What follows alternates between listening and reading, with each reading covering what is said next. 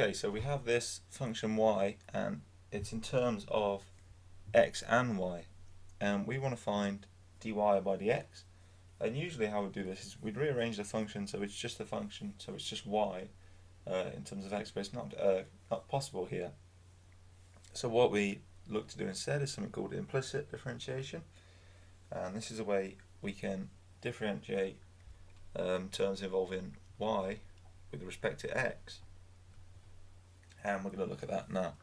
So we're going to differentiate this whole expression with respect to x. So we get dy by dx, okay, differentiating this term here, is equal to, and then we apply the product rule here. So we've got 2x multiplied by y. So first we'll keep y the same, because we know how to differentiate 2x with respect to x. 2x differentiated with respect to x is just 2.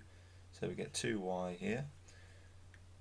And now we're going to keep the 2x as a constant, and we're going to multiply that by the derivative of y with respect to x. So what we do is we differentiate y like it's a function of x. So x differentiated would just be 1, but then we have to multiply by dy dx. We apply the same technique for these other examples as well. So we're going to get plus 2x dy by dx. Okay, so this next one we also use the product rule. So first we're going to keep the sine y constant, and we're going to get plus 2x sine y, and then I'm just going to go on to the next line here, and then we're going to keep this x squared constant, differentiate this, so we're going to differentiate sine x with respect to x, and then multiply by dy dx, but obviously we're going to put the y back in instead of the x. So this is plus x squared cos y dy by dx. So hopefully this is starting to make sense, because what we're essentially doing with this one, and we'll just do a little aside in the corner, is we're taking dx of sine y. So what we do is we differentiate with respect to y, essentially. Okay, so this is the same as dy dx dy sine y. Okay, and that's where, and now we can sort of see why this is equivalent to differentiating with respect to x. Okay, so that's what we're doing. So we differentiate with respect to y first, and then multiply by dy dx. Okay, let's try to find the same colour I had before. This term, just differentiate this normally. It's plus 3, and we've got a different colour, but it's not the end of the world. Plus 3, and then this term, okay, so we differentiate with respect to y, and multiply by dy dx. So minus 4 dy by dx. Now we're going to collect all the dy by dx terms on one side and all the other constant terms on the other.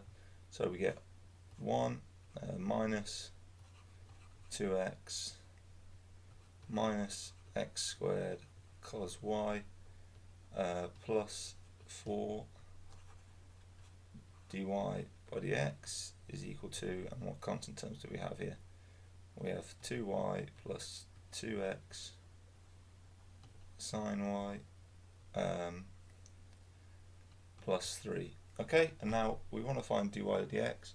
We just divide both sides by this, but I'm just going to leave it like this for now. And notice that dy dx is a function of x and y. That's okay, that's not a problem. Hopefully this helps you get to a grip with this technique. So remember, functions of x we just differentiate normally as we would, and then functions of y we're differentiating with respect to y, and then multiplying by dy dx. Hopefully that makes sense. So again, another application of the chain rule, which is a very useful rule you have to get familiar with. After a bit of practice, you should be able to do these very quickly in your head, and it's also important to be very familiar with product rules, because you don't want to be having to write out, for example, this one, u is equal to x squared, v is equal to sine y, finding the derivatives, and then dy dx, yeah, and then cross multiplying and adding. You want to be able to do it nice and sharp in your head, because some of these questions, like this one, has two product rules, could be a couple more on the end, and you don't want to be wasting loads of time running through that. So hopefully you enjoyed this video. If you've got any topics you want covered on this channel, then be sure to let me know down in the comment section. But for now, that is it. I hope you enjoyed this video, and I hope to see you in the next one.